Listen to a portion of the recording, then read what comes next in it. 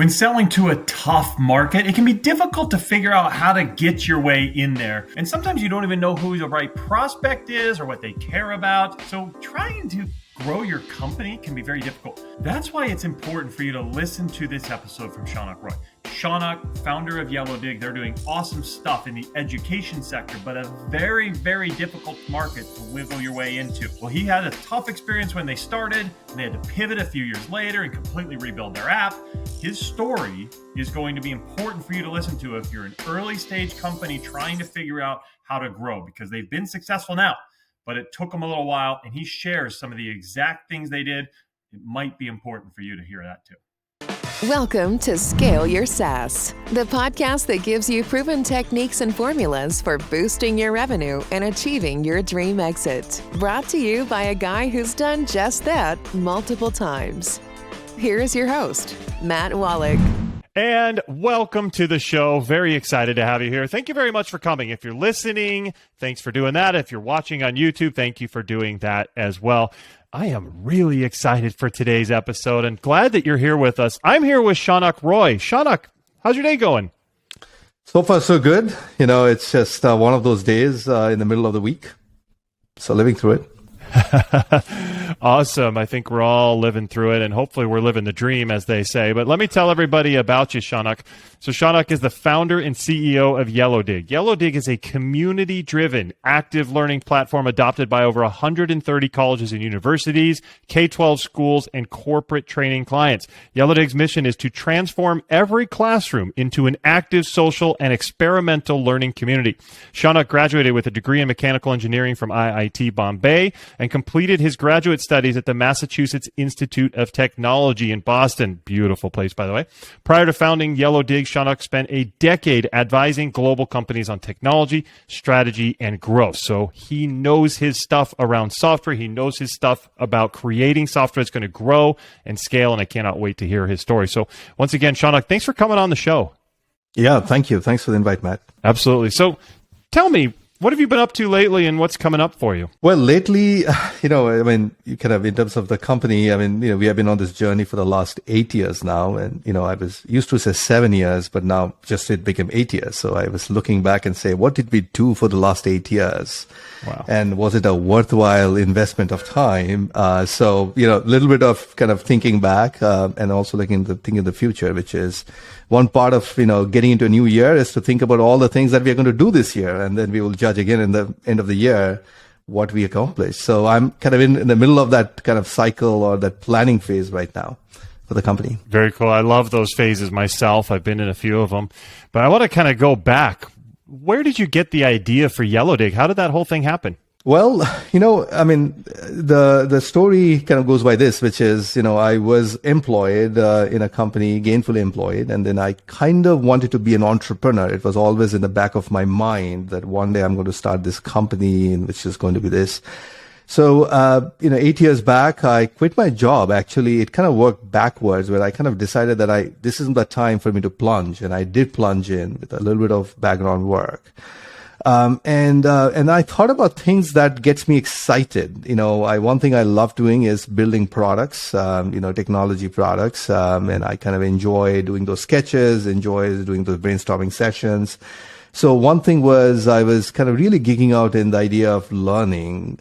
We all have to learn, especially in the day and age when we live in, where things are changing rapidly around us. But a lot of that learning is very kind of old school. If you look at the basic way people learn, they go to a classroom, sign up for a degree program, go to Coursera. That hasn't changed. So I was really curious about how technology can change learning. So that was one of my passions. I got really interested in that topic. The other thing happened was, I had to build a business around it. So of course, finding who to sell to and what exactly to build and all of that. So long story short, we started with a very kind of rough idea of what we want to do. It's just kind of apply technology in learning and make learning better. And I kind of went through the path of discovering like what it might look like. So 2-3 years kind of piloting, experimenting a lot. And then after that, we found our niche and kind of grew around it. I love that whole process. I've been through it, as I mentioned a few times myself, growing my companies and trying to find that niche. How did you get to that niche? You said it took you 2 or 3 years because originally you were like, who do we sell to? How did you come up with that ICP, that ideal customer profile? And how did you come to realize it?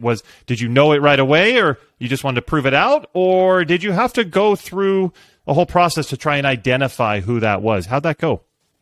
Yeah, it was mostly the later, which was like mostly kind of exploring a variety of things. So one thing I would want to mention here, which is if you think about building a SaaS company and, in education or healthcare or any other, sectors, there are two kind of companies one can build. One is that a company which kind of goes with an existing, product, which is already established. And you can think about back office products, like, variety of things that people use. And you can build a product which is slightly better because you have a different idea or different product or different technology or approaching it, but the market is already established. The other kind of product you can build, which is, if you are a little more ambitious, like maybe you can say foolishly, I was a little bit, where you can say that, I'm going to just make this completely different. Like I want to reimagine how things happen in education, in healthcare, in any other sector where there is no such product, but you want to really build something new and a new way of doing things. So Yellowdig was one of the later part, which is we kind of thought that we are going to change how people learn. So imagine that going to a school and say, hey, I have a product that's going to change how people learn. The first question is, what's the problem again? What are you trying to solve? Why is it the problem? So we kind of ran into that a little bit early on growing, where we were trying to kind of find ways of how people learn better, but we quite did not have a product category established. And a lot of the early conversation was about piloting, frankly, to be kind of going and giving our product to people, professors, whoever were willing to use it, and saying that, give it a try, try for one semester, right? One class. And if you really don't want to lose your job, I mean, some people are worried about that too. But if you're not worried about it, if you're one of those innovators who want to try new things, why don't you try something new and say what it is? So we went through that cycle, and by about 3 years' time, we realized that we have something that is truly working. It's truly changing, because some of our users will come back and say, Shaunak, I mean, I love all these things. I know there are a bunch of things you want to improve in the product, but this thing was just amazing. It was a magic, and we really loved it. I can talk more about what it was. So that was the time we kind of went back to the drawing board, and we said that, okay, we have found something that truly some people love, and then can we build a product around it? Can that be the core offering?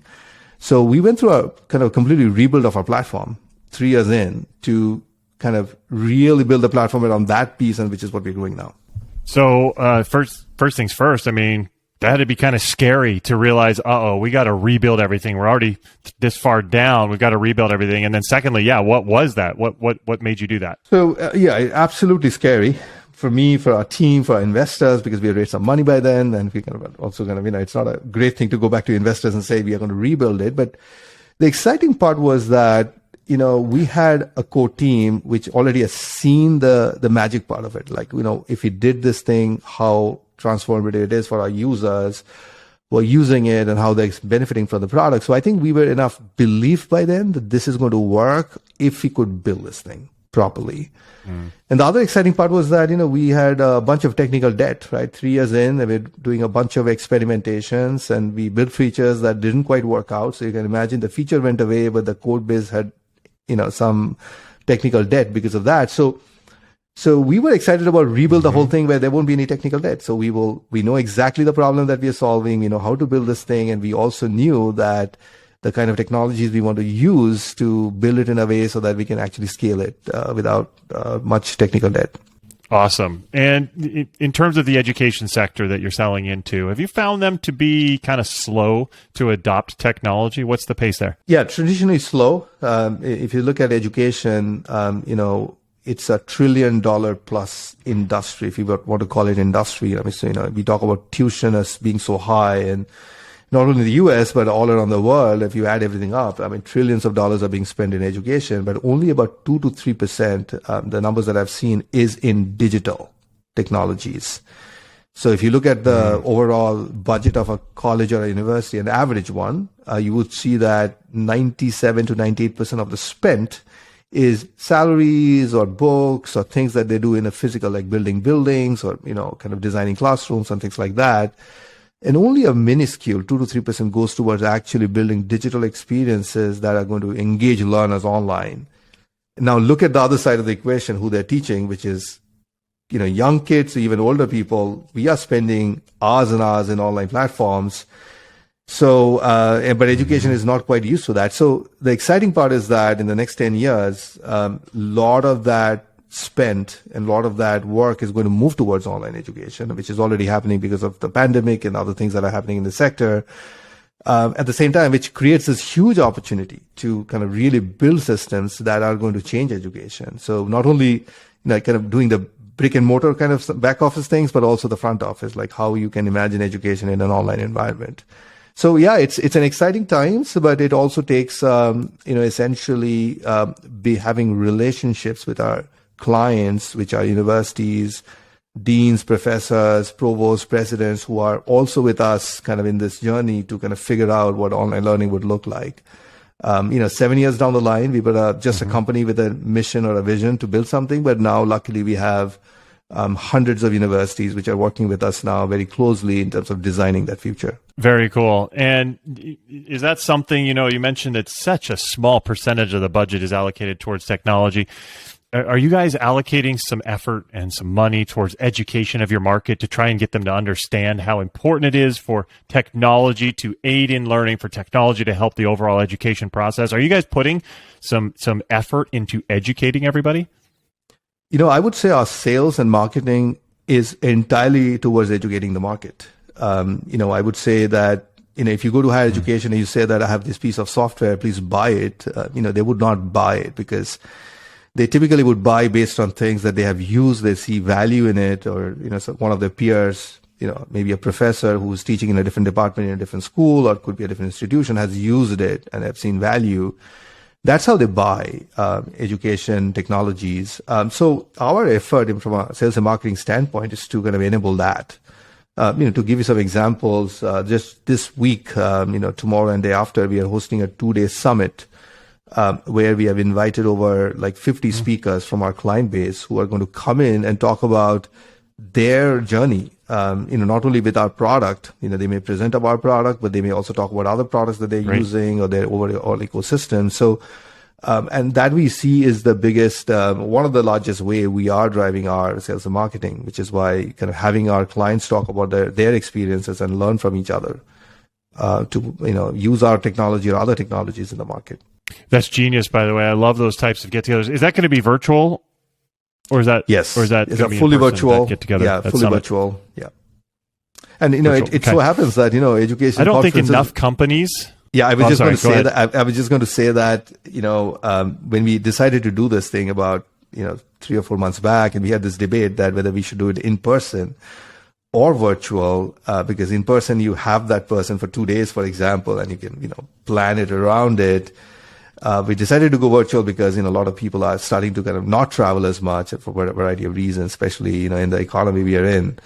And I'm glad that we went virtual because the enthusiasm has been much more than what we had expected. Like the numbers we were thinking that we will get for this conference, we have like almost doubled it by now. So we are excited about it. And sorry, you were saying something. Yeah, no, I was going to say, I don't think enough companies use a virtual event or any event in order to help themselves from a marketing perspective and kind of use your opportunity with your users, your existing users who are happy and want to share how happy they are with the product.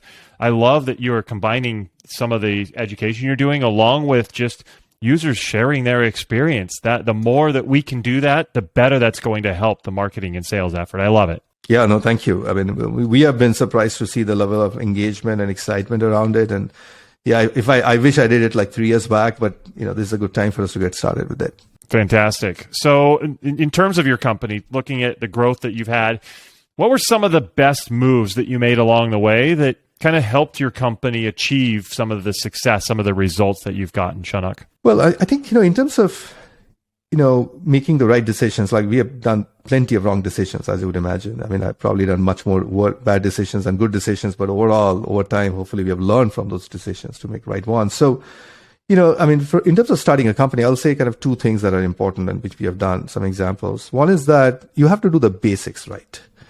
In terms of building a good product and getting feedback from your users to make sure that the product actually is usable and the experience is better, gets better over time.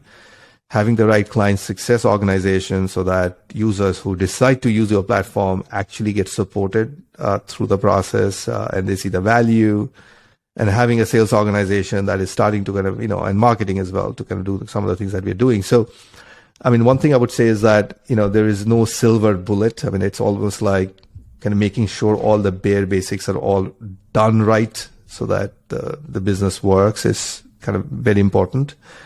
The other thing I would say in terms of strategies that are kind of has worked for us is often it is not to do with like the business per se, but our users and our customers. More we have seen, and early on I can realize that is education is a very unique sector, right? I mean, we are building SaaS, but for a very unique sector where there are traditions in place, where people behave in a certain way. They expect certain things. They may not be comfortable with certain types of activities. Like, for example, sales. Oftentimes I've seen SaaS companies get very aggressive in terms of sending emails, like, a whole bunch of emails, and they treat their customers as if, if I send 100 emails, if I get 10 responses back, I get 5 meetings out of it, and I get 2 sales done. That is okay with a lot of sectors, but especially when it comes to education, it's very relationship driven. So if if somebody gets annoyed because you're over sending emails when you're not being respectful about their time or the way you communicate to them, that's going to have an impact down the line because they may not talk about your company in the right way, or because people do value that a lot. So for us, one of the things we do is that we are very careful about how we approach our clients, how we have those conversations, if they use our product, not use our product. We maintain that relationship with them so that if they come back later on or maybe go to another institution, they would kind of come back to us. So I think that part we have done well, over the years to kind of make sure that we are, we have a good relationship with our partners. I think that's great. Was that something that you had to learn, that whole relationship part of the industry? Did you initially go out and kind of send a bunch of emails and learn that, oops, it's not the right way? How did that happen? Yeah, great question. So yes, so in the beginning, I was following a lot of the best practices that are typically talked about in SaaS, building SaaS businesses, which is you think about your marketing funnel, sales funnel, and you kind of go through very metrics driven approach, which by the way is important to know, like, how things are happening from an informational standpoint. But I did realize, and kind of we got the feedback from the market, is that the relationship is extremely important in this space, and how people view you and how, what's your motivation as a company? Because, a lot of times, the question comes up is, now in our stage, there are clients who come to us and they want to make the product available to the entire institution. So every student is going to use us not only once or twice, but actually every day in every learning environment they're going to be in. So they rely on us to make sure that experience is really well done and the students have a great experience. So it requires a lot of trust building with them so that, why they would want to work with us and why we are working with them. And it's a long-term relationship. We want to manage the company in a way so that they can rely on our software and our services is very important in this sector. So, the way we learned is by having conversations with our clients, and kind of started to realize that what's important for them. And not only we just talk the talk, but we actually walk the walk. So that we set up our teams in a certain way, the kind of investors we want to bring into the company have that alignment so that they kind of work with us for that long-term vision is important. So yeah, some of those things, I mean, it's not that hard. I mean, it basically takes to kind of sit with your clients and understand or really pay attention to what the market is asking. And I think those are the things we kind of learned over the years to make sure that we have a trusted relationship with our partners.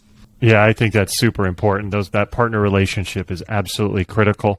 As we wrap up here, Shaunak, what would you say to other software founders who are kind of just getting started and looking for some ways to grow? Yeah, I would say that, maybe two, the things that I kind of said before, which is first focus on the bare basics. It's easy to get kind of, defocus and, with a shiny object or that one thing, if I did, the company is going to grow. But the reality often is that the basics has to work. So product, client success, sales, marketing.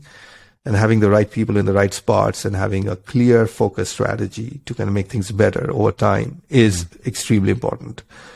The second thing I'll say is that also kind of think about who your customers are and why they're buying your product and the other products or the other ecosystem they're living in.